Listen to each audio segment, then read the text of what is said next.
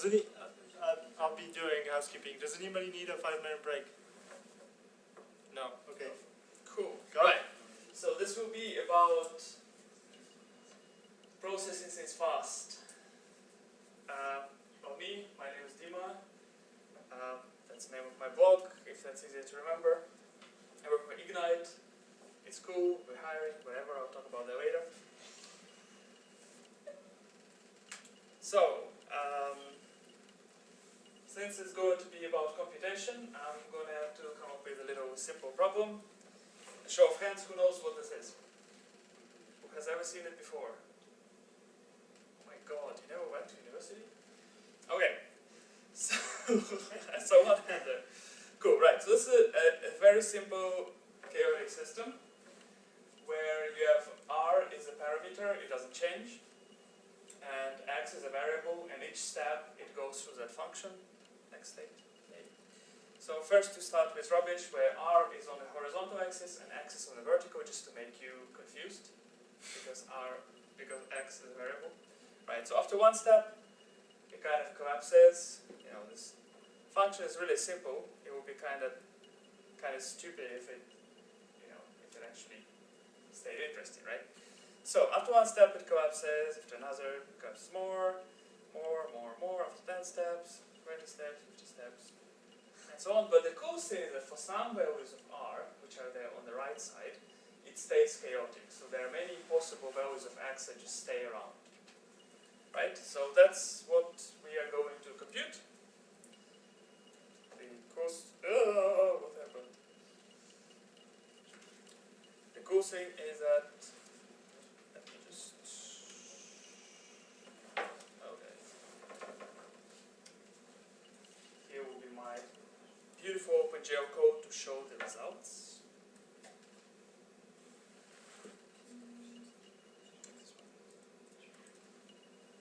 I'm not going to do a live demo, because that would take more than an hour. I'm just going to show the prepared code that I actually tested. Demo effect, right? So, first of all, let's start with the worst possible code. Let's use classes. So we have a class for point. There's R and X. Why all stuff is like classes? I don't think it is going to make much difference, but if you want, just saying. There you go. Maybe it will be slow, maybe it will be faster. I don't know. Right. So next, just this number obviously, but it computes the next value. And then we have a sample of 100,000 points that are randomly generated. The generation code is in some library. And then we're just gonna go for like 10,000 iterations through each point, and then send the resulting. I think I need to. Oh. Don't fret. May need to do this. I need to resize that.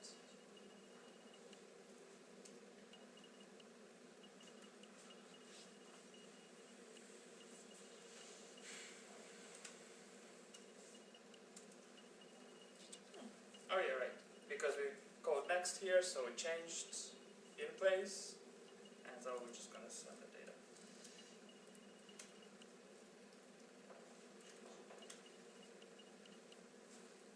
There, you get data. After a while, we will reset and start from the beginning.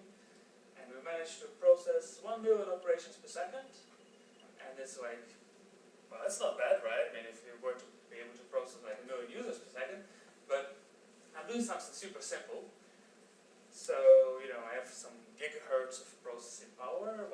How come it's only 1 billion operations per second? First rule is, don't use classes. Classes make things slow. So instead, let's use a tuple. See it? Cool. And we get 1.5 million operations per second. Still kind of crappy. So then let's inline this code. then call in a function that is going to do this computation, which is going to make it right here.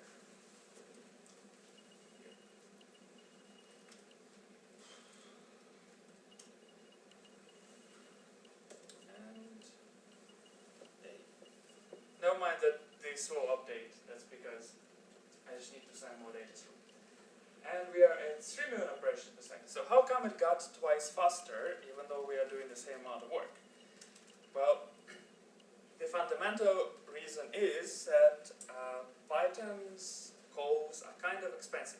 So, who here wants to hazard a guess? How large is a single stack frame in Python, in bytes?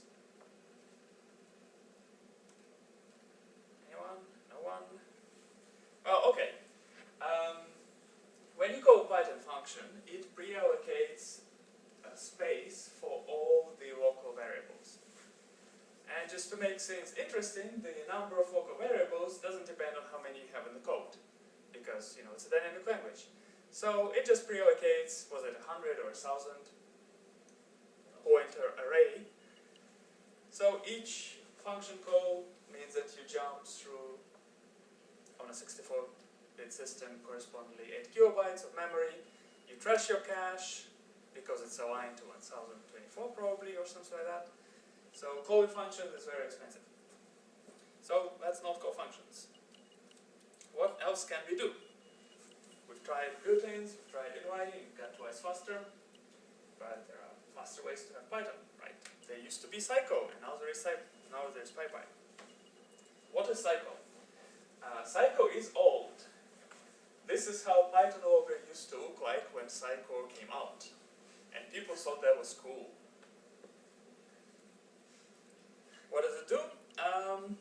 It is a specializing compiler, which means that when you have x plus y, x could be, say, integers, that's one specialization. It could be floats, it could be another specialization. It could be strings, that's yet another specialization. List plus list is yet another. Because Python is a dynamic language, the same statement actually means different things. So rather than dispatching by the type each time, it pre-computes these operations. That was the whole idea. There are probably some other tricks. It was cool, right? You just import Psycho, and it's faster. Unfortunately, it doesn't work on modern Python of any sort. It only works on 32-bit x86. And it only specializes on the granularity of one function. Which means that in this previous example, where there is no function, it will not be able to optimize this code at all. It will even make it solve, just for the case. So what is better? Nowadays there's PyPy. Hope you heard me talking about it before. It has a trace compiler, which means that what it compiles does not have to be aligned on a function. It could be a single statement, it could be a part of a statement, it could be several function calls in a row. And it is actively developed, and it is the future, I'm telling you people. It's made by a whole bunch of really clever people. Like when they talk about the internals, I don't even understand anything. Does it have any problems? Well, right now you can only have it on x86, 64-bit, and on ARM. There used to be some issues with memory, but recent releases actually work fine for me. They even seem to take a little less memory than CPython, because PyPy being implemented in Python allows you to, for example, write your own garbage collector, which means that in CPython you do reference counting, in PyPy you could do mark and sweep, you could do something else. So you have less overhead for storage. What about C-types integration, because they have slow... I'll get to that. Okay. You cannot use C-types with PyPy. I'll get to that a little bit later. Also, the size of PyPy binary is very interesting, because if you see like LTH, okay, that's obviously library, frameworks,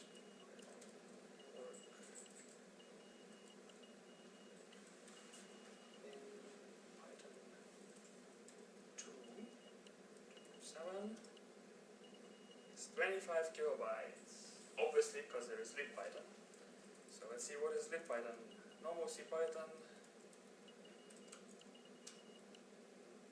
is what?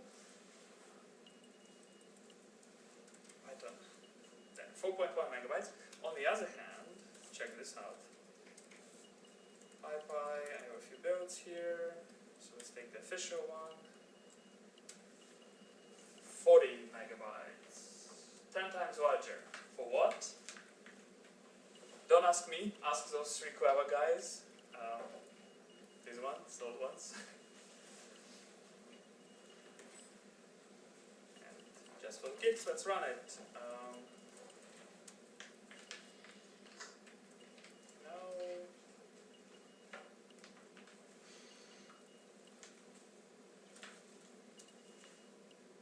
Inline UI. And we are at 80 million points a second. Now, just by changing your Python interpreter, it became about 30 times faster. That's pretty cool, right?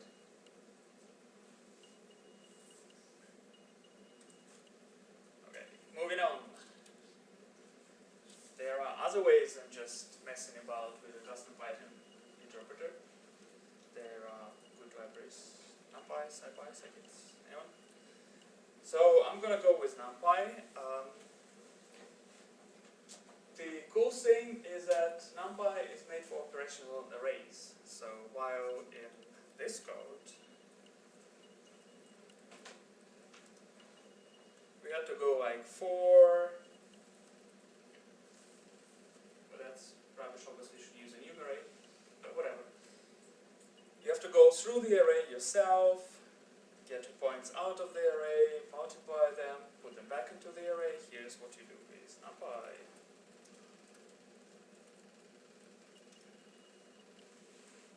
There. Because X is an array, R is an array, you can multiply them, you get an array.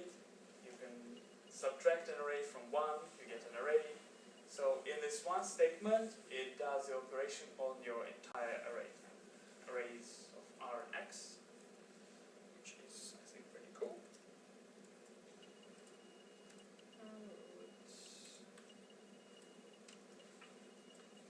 So,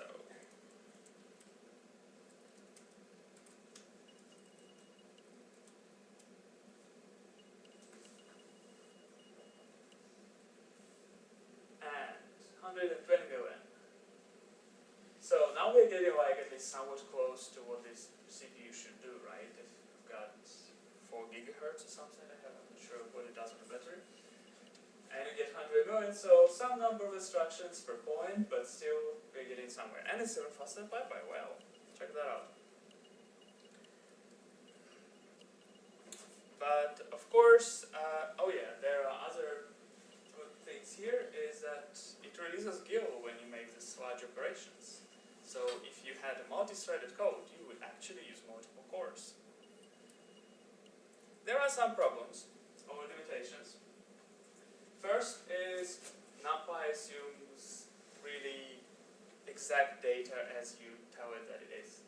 Which means that if you're going to have an array and it has like 1,000, a million floating point numbers and then a none, you're going to get an error and you will not know where it is. Because it doesn't tell you which out of those million elements broke. So go and try and figure out where, obviously you only use NumPy when you've got a huge data set. So you've got, a few million records here and there, and one of them is broken. Go and try to figure out which one. Okay, the other option is if you don't like arrays, you could recode it in C, and I've done it. So I have it here.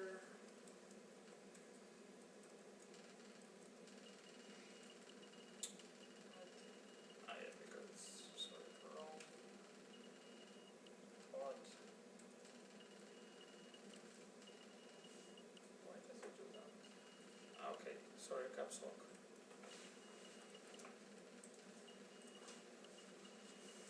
So your code uses this little function where it does this next step n times. that's like outside of Python. It should be super fast, right? You can compile it.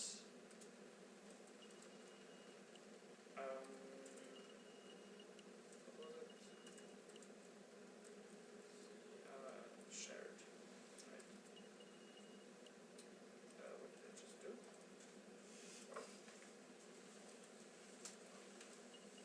Okay. So you have now a nice new library, and then you want to load it. And that's without doing any weird Python modules or stuff, it's just normal C code, nothing special.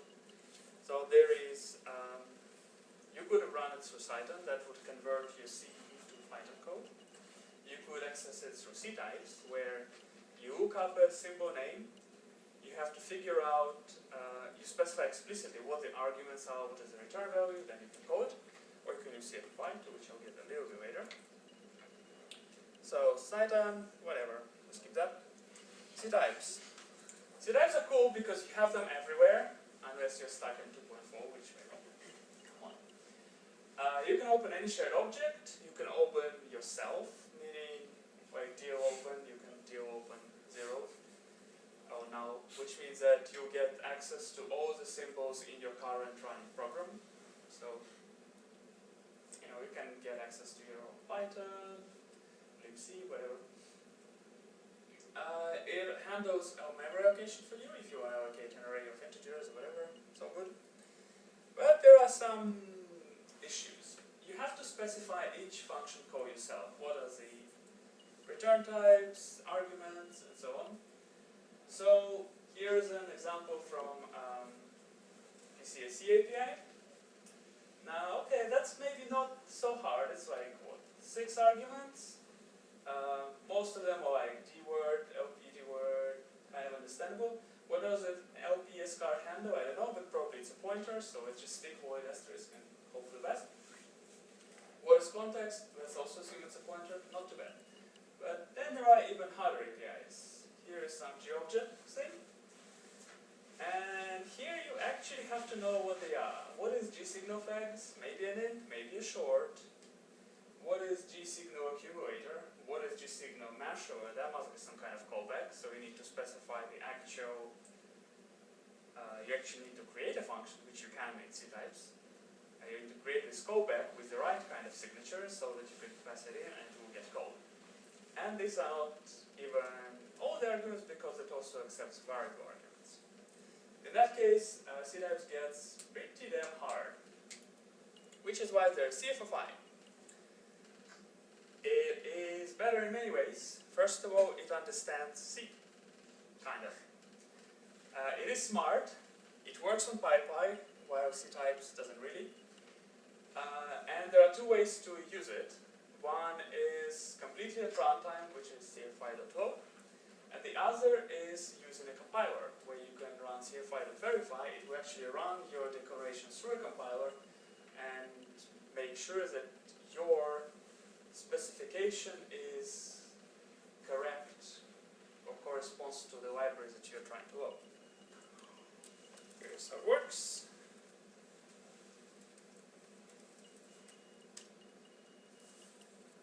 You have your file handle, you copy your declaration straight from C, you open the shared object, and then you can just access this method, because this next n is already defined, it knows exactly what it is, what types there are, and because these are resolved kind of in advance, it's actually even faster than C types, although personally I still don't understand why. I think they should be same speed, but somehow CFI is faster. So let's run that. I need a different virtual env.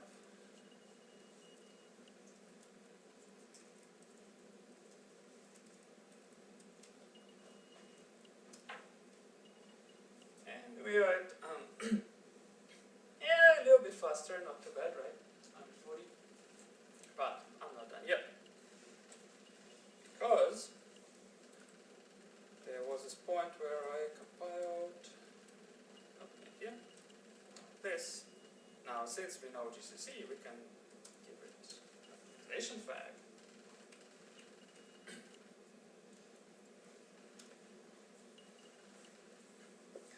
And here we are at 200 something million points per second. This is the fastest I could manage from a single core. CFFI as well releases skill, so you are free to use multiple cores if you want.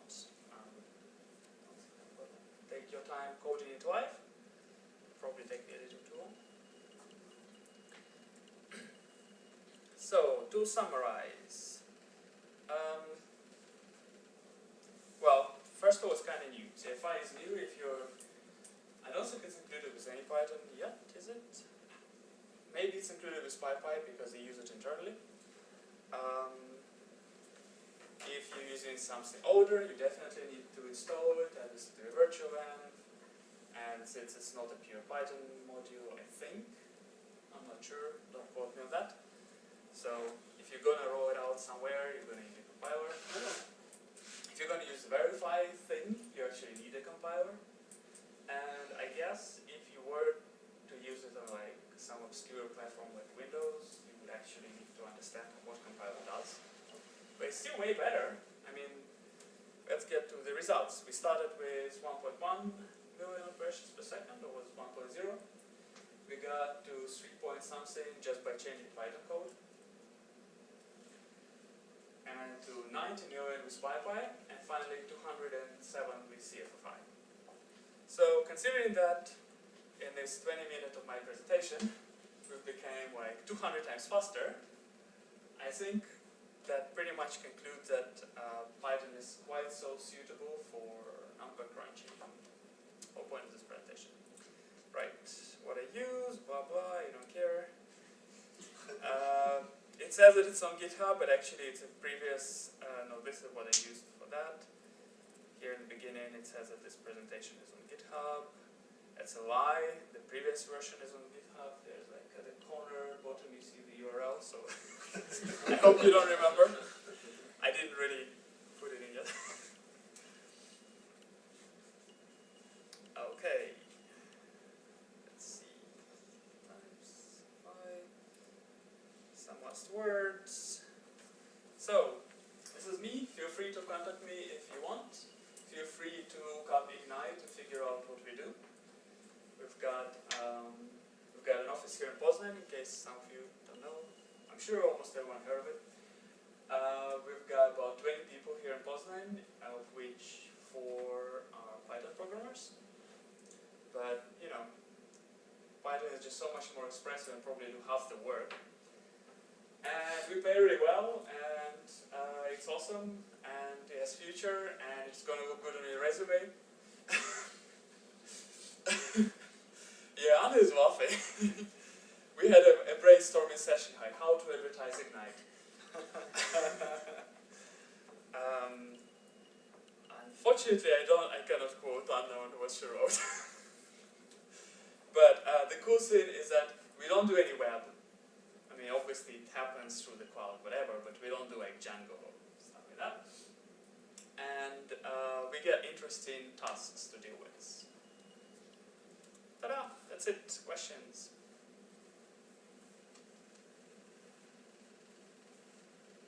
Who is going to try and use it? Anyone? Yay!